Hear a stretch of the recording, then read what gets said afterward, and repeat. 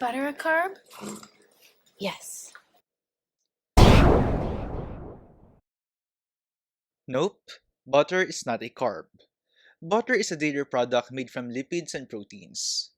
Butter may contain a trace amount of carbohydrate, but overall it is classified as a lipid. Carbohydrates are commonly known as sweets. May these be in the form of pastries, sweet drinks, and even fruits. But carbohydrates are also found in food that are not naturally sweet like rice and wheat. In this lesson, we will be focusing on what makes a carbohydrate a carbohydrate. Specifically, we aim to achieve the following at the end of this video lesson. You should be able to recognize carbohydrates by inspecting the chemical structure of the biomolecules and explain the functions of carbohydrates and the processes of life. Technically speaking, carbohydrates are called saccharides, which means sugar. These are polyhydroxylated aldehydes and ketones. Aldehydes are organic compounds containing a carbonyl carbon that is attached to a single hydrogen atom and a side chain or an alkyl group. On the other hand, a ketone is an organic compound similar to aldehydes except for one attachment of the carbonyl carbon. Another side chain or alkyl group replaces the hydrogen atom. The side chains in aldehydes and ketones are polyhydroxylated. This means that in each carbon atom in the side chain, there is a hydroxyl group. There is also a hydrogen atom to complete the 4 bonds of the carbon atom. In this discussion, we're going to discuss 3 levels of carbohydrates, the first of which will be monosaccharides. Monosaccharides are monomers of carbohydrates. This means that these are the basic building blocks of carbohydrates. These have an empirical formula of CnH2nOn. This means that for every 1 carbon in the monosaccharide, there will be 2 hydrogen atoms and 1 oxygen atom. Monosaccharides are classified in 2 ways. They are classified based on the position of the carbonyl group and based on the number of carbon atoms. Monosaccharides can either be aldoses or ketoses. Aldoses are sugars from aldehydes. These have the carbonyl group or the carbon-oxygen double bond at the end. Another clue is that the carbonyl carbon contains a hydrogen attachment. On the other hand, ketoses are sugars from ketones. These have the carbonyl group in the middle of the molecule.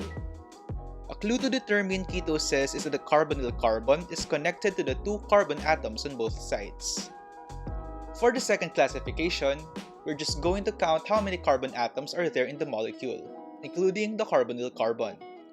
Monosaccharides with 3 carbon atoms are classified as trioses. Those with 4 carbon atoms are tetroses. Those with 5 carbon atoms are pentoses.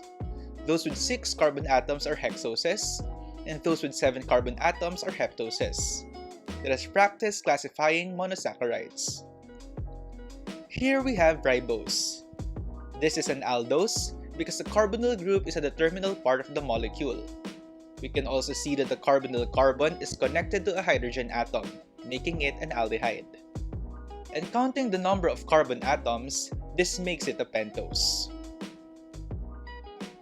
For the next example, we have dihydroxyacetone.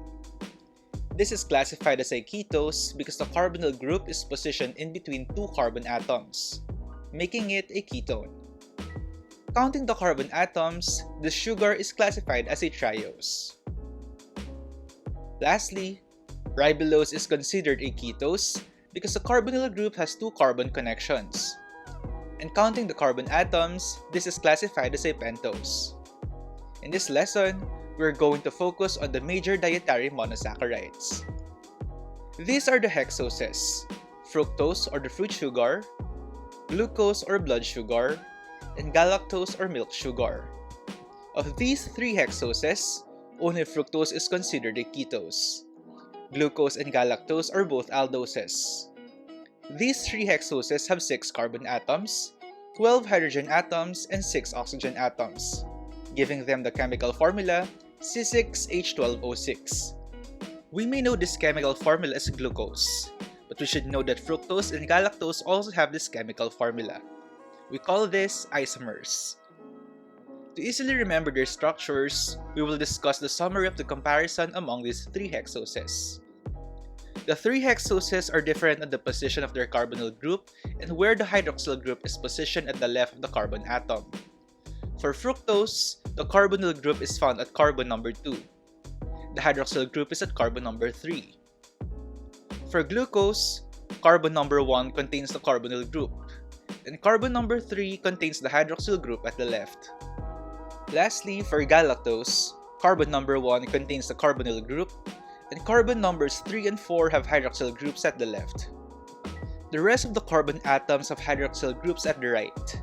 Then, hydrogen atoms will be completing the 4 bonds of each carbon atom. Monosaccharides do not exist as linear structures only. Most follow a cyclic structure in aqueous environment. For the next part of this discussion, we're going to discuss the cyclic structures of hexoses. Monosaccharides may be considered as D-sugars or L-sugars, based on the position of the hydroxyl group on the lowest chiral carbon. If the hydroxyl group is at the right, the sugar is a D-sugar. If the hydroxyl group is at the left, the sugar is an L-sugar. Once they form ring or cyclic structures, the sugars will also be classified as either alpha or beta sugars, depending on the orientation of the hydroxyl group of the anomeric carbon, and the terminal carbon, which is carbon number 6. If the two point in opposite directions, the sugar is an alpha sugar. Otherwise, it is a beta sugar. Let us discuss these further while drawing the cyclic structure of glucose. This is the linear structure of glucose. Let us first identify if this is a D-sugar or an L-sugar. To assess this, we need to look at the hydroxyl group of the lowest chiral carbon. A chiral carbon is a carbon atom with 4 attachments, and all of its attachments are different. Let us first look at the lowest carbon, which is carbon number 6. Its connection above is a side chain. On its left is a hydrogen atom. On its right is a hydroxyl group, and below it is a hydrogen atom. Since we have two connections that are the same, this carbon is a chiral. Let us look at carbon number 5. Its attachment above is a side chain. On its left is a hydrogen atom. On its right is a hydroxyl group, and below it is another side chain. Although we have two side chain attachments, these side chains are not the same. Therefore, all carbon connections are different. This means that carbon number 5 is our chiral carbon. To determine if this is a D-sugar or an L-sugar, we're going to look at its position. Since it is at the right of the carbon, it is a D-sugar. We call this D-glucose. Now, we can start drawing the cyclic structure of D-glucose. We can condense carbon number 6 and its attachments as CH2OH. In drawing cyclic structures, we need to form a closed ring. To form a ring structure, the hydroxyl group of the lowest chiral carbon will react to the carbonyl group. In ring structures, carbon attachments will be placed either upward for left attachments or downward for right attachments. However, the terminal CH2OH group projects upward for the D-sugar and downward for the L-sugar. There is a technique that we can still do to follow the rule. Imagine the hydroxyl group is the tip of your belt. It needs to meet the buckle of your belt, which is the carbonyl group. It will be logical if the tip of your belt is really at the end of the molecule. To do this, we're going to rotate the left, right, and lower attachments of carbon number 5. Since we want to put the hydroxyl group below, we rotate these attachments clockwise. After doing this technique, we will have this structure. This follows our belt technique, but take note that this is not the real linear structure of D-glucose. The first two linear structures are the correct linear structure of D-glucose. Now that we have our template linear structure, we need to remember this basic rule: left above and right below. This means that the attachment on the left side will be placed above the carbon atom in the cyclic structure, and the attachments on the right side will be placed below the carbon atom. This is applicable only for carbons 2 to 5 or our chiral carbons. Carbon number 1 is an anomeric carbon, which we will discuss further later.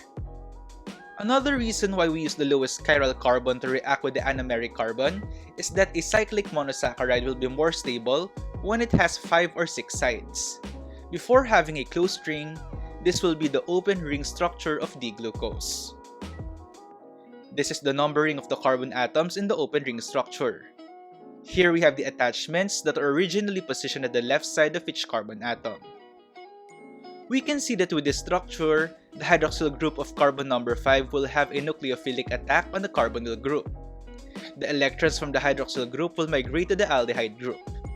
When the hydroxyl group donates a pair of electrons, electron density must shift to the carbonyl oxygen. Let us see the complete mechanism of the formation of the cyclic D-glucose.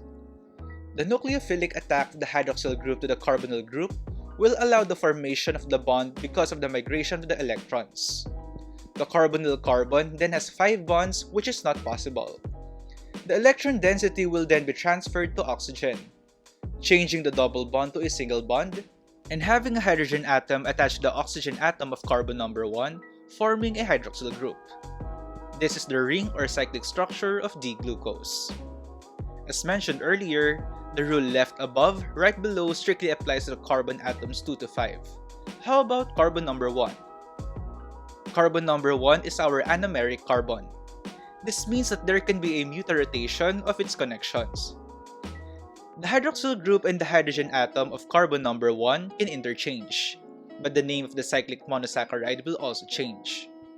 If the terminal CH2OH points to the direction, the same with the hydroxyl group of carbon number 1, the sugar is a beta anomer.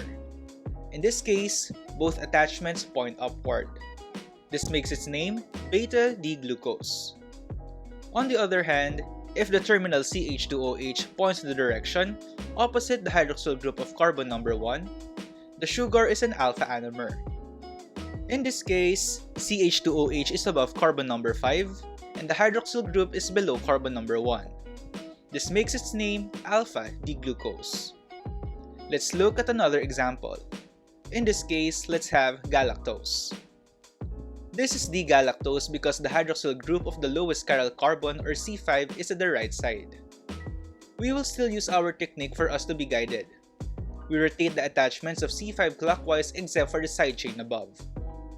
Here we have the shaded attachments that are on the right side. This should be positioned below the carbon atoms in the cyclic structures. For the first ring structure, the terminal CH2OH and OH of C1 are both above the carbon atoms. This means that this is the cyclic structure for beta D-galactose. For the other anomer, OH is positioned below C1, while the terminal CH2OH is positioned above C5. This makes the sugar an alpha anomer. Specifically, it is called alpha D-galactose. The linear and cyclic structures of glucose and galactose that we have just discussed are in the D conformation. For the next part of this discussion, we are going to discuss the L conformation. We may think of L sugars as the mirror images of the chiral carbon atoms of D sugars. But we should take note that this is based on the position of the hydroxyl group of the lowest chiral carbon. Again, for D sugars, it is at the right. For L sugars, it is at the left. Let us discuss how to draw the cyclic structures of L sugars. The rule left above, right below still applies on L sugars. However, our bell technique will have a slight modification. Since we want to put the hydroxyl group of C5 at the lowermost part, we should rotate the attachments counterclockwise, except for the upper attachment.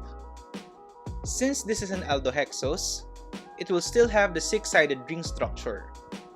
Again, the left attachments will be placed above the carbon atoms in the cyclic structures. The naming of the anomer is still the same. In the case of L-glucose, the terminal CH2OH is positioned below C5. For the first cyclic structure, since the hydroxyl group of C1 is also positioned below, the sugar is beta L-glucose. For the second cyclic structure, since the hydroxyl group of C1 is positioned above C1 or opposite the position of the terminal CH2OH, it is the alpha anomer. Therefore, we have alpha L-glucose. Comparing the cyclic structures of the same anomer but different handedness, we can see that the attachments of the non-anomeric carbon atoms are just interchanged. In this case, the lower attachments of the beta D sugar will be the upper attachments of the beta L sugar. Another difference is that for the beta D sugar, the terminal CH2OH and the C1 hydroxyl group are positioned above the carbon atoms. The opposite is true for the beta-L sugar. The same procedures will be followed for aldohexoses. But what if we encounter a ketohexose? For example, D-fructose. Most steps are the same for ketohexoses. We can still condense the lowest carbon atom and its attachment as CH2OH. The rule left above right below is still applied. We can still use our bell technique. In this case, we will rotate the attachments clockwise. Now for the unique steps. First is that we can condense carbon number 1 and its attachments as CH2OH. This is because it will serve as an attachment of the carbonyl carbon, which is carbon number 2. The second difference is that the carbonyl group or the belt buckle in our belt technique is at carbon number 2. This means that we will not have a 6-sided cyclic structure. Instead, we are going to have a 5-sided cyclic structure. Take note of these attachments on the left of our chiral carbons. This will be the numbering of our carbon atoms in the ketohexose open ring structure. And again, the rule left above right below still applies. Both CH2OH groups are attachments of C1 and C5. The same reaction mechanism will be followed by ketohexoses. The hydroxyl group of C5 attacks the carbonyl group, therefore transferring the electrons to the C1 oxygen bond.